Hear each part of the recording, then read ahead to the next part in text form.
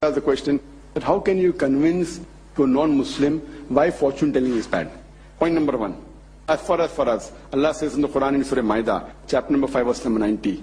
Ya ayyuhal lazina amanu, O you believe, innamal khamru wal maisuru, most certainly intoxicants and gambling, wal anzabu wal azlamu, dedication of stones, divination of arrows, rishthum min amali shaitan, these are Satan's handiwork. Fashtanibu la'allakum tuflihun, abstain from the handiwork that may prosper.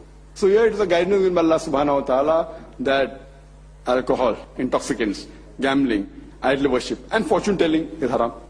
Divination of arrows is haram. Allah says we agree with it. Logically, if we have to prove, what we have to say, point number one. Most of the people who predict the future, talking about astrology or looking at the stars or looking at 99% of them are fake. And what are the strategies? Majority, almost all you can say. They predict so many things will happen, you'll have so many children, etc. And most of them have a particular strategy. You go on the street, there's a parrot picking up a card for you, and that becomes the future. You go to a machine, put your date birth, something happens. Now there's a common strategy used. For example, if you go and talk to a machine which says, put $1 or put so many rupees and talks about the future, you put a date of birth. Then it says that something bad is going to happen in the next week.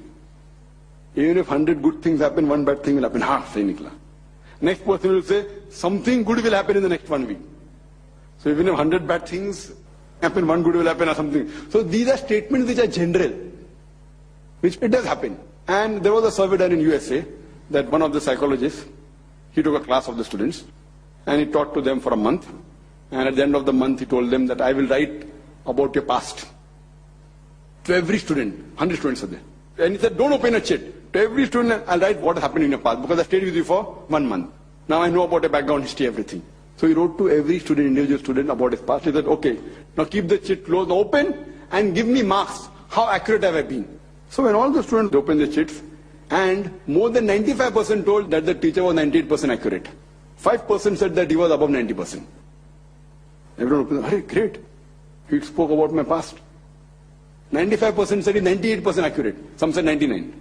5% said he's 90, 91, 92%. But everyone said above 90%.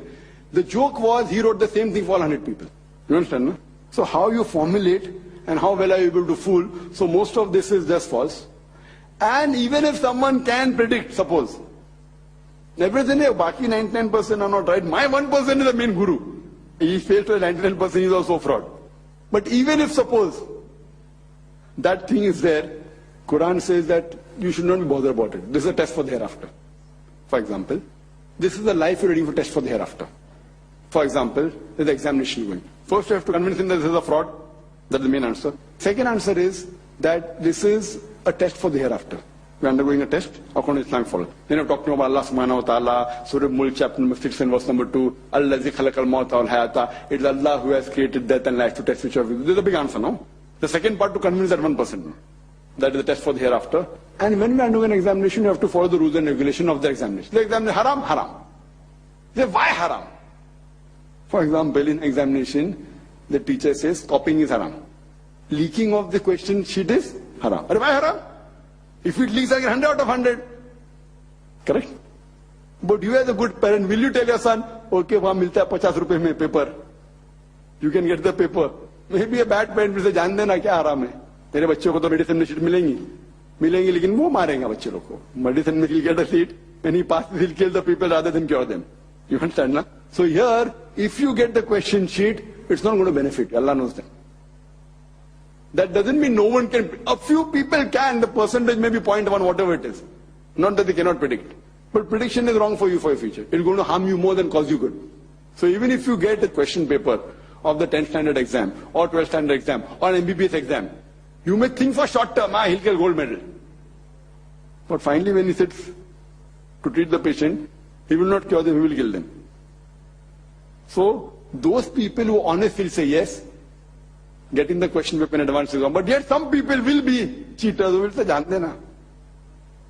So Allah knows best that knowing your future will cause you more harm in the akhirah. So in the real test, this examination you sit at the end of the year. It's trying to judge how good you are. So there if you cheat, in the long run you will not be successful. Hope that answers the question.